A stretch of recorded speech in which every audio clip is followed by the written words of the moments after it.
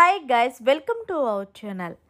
Big Boss biggest reality show. ఇక Bigg Boss season 8లో మరో వీకెండ్ వచ్చింది. ఇక వీకెండ్ వచ్చిన హోస్ట్ నాగార్జున అదిరిపోయే సాంగ్తో ఎంట్రీ ఇచ్చి చాలా ఫైర్ మీద ఉన్నట్టు కనిపించారు. ఇక హౌస్లో ఉన్న కంటెస్టెంట్స్తో మాట్లాడుతూ అలా ప్రేరణ దగ్గరికి వచ్చి, ప్రేరణ నీ ఆట ఎలా ఉందంటే అని అనేసరికి ఒక్కసారిగా ప్రేరణ షాక్ అయింది. ప్రేరణ నీ ఆట బాగానే ఉంది, కానీ ఏదైతే నామినేషన్ టైంలో చెప్తున్నావో పాయింట్స్ అది కరెక్ట్గా ఎక్స్ప్లెయిన్ చేయి, జనాలకి అర్థం అవుతుంది. నీ పాయింట్ నువ్వెవరినైతే నామినేషన్ చేస్తున్నావో వాళ్ళకే అర్థం కావటం లేదు. అండ్ ఇంకొక విషయం, నువ్వు సంచాలకుగా ఫెయిల్ అయ్యాననుకుంటున్నావా పాస్ అయ్యాననుకుంటున్నావా అనేసరికి ఫెయిల్ అయిపోయాను సార్ అని అంది. సరే, నీవెందుకు అలా అనుకోవడం, హౌస్మేట్స్ని అడుగుదాం. హౌస్మేట్స్ మరి సంచాలకుగా కరెక్ట్గా చేసిందా లేదా అనేసరికి కరెక్ట్గా చేయలేని వాళ్ళు అన్న వాళ్ళు ఒక్కసారి చేతులెట్టండి అనేసరికి హౌస్లో అందరూ చేతులెట్టారు.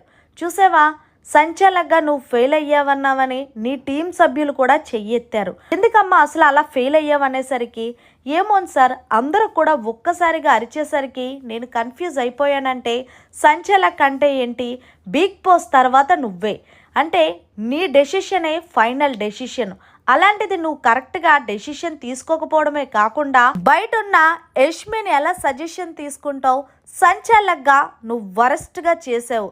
అది నేనే కాదు, మీ హౌస్మేట్స్లో అందరూ చెప్తున్నారు.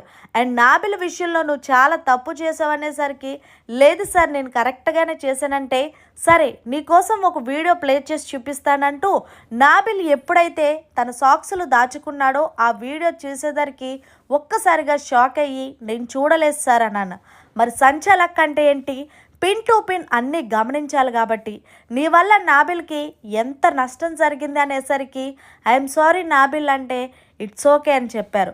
ప్రేరణ నువ్వు సంచాలకుగా అయితే వరస్ట్, ఇంకొకసారి సంచాలకుగా చేసేటప్పుడు ఎవరి సలహాలు సూచనలు తెలుసుకోకుండా నీకు నువ్వుగానే ఇండివిజువల్గా సంచాలకుగా బెస్ట్గా ఇవి అంతే.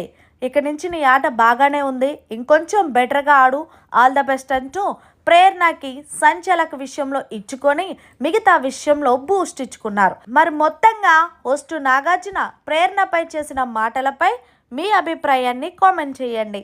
మరిన్ని లేటెస్ట్ అప్డేట్స్ కోసం చూస్తూనే ఉండండి మన ఛానల్.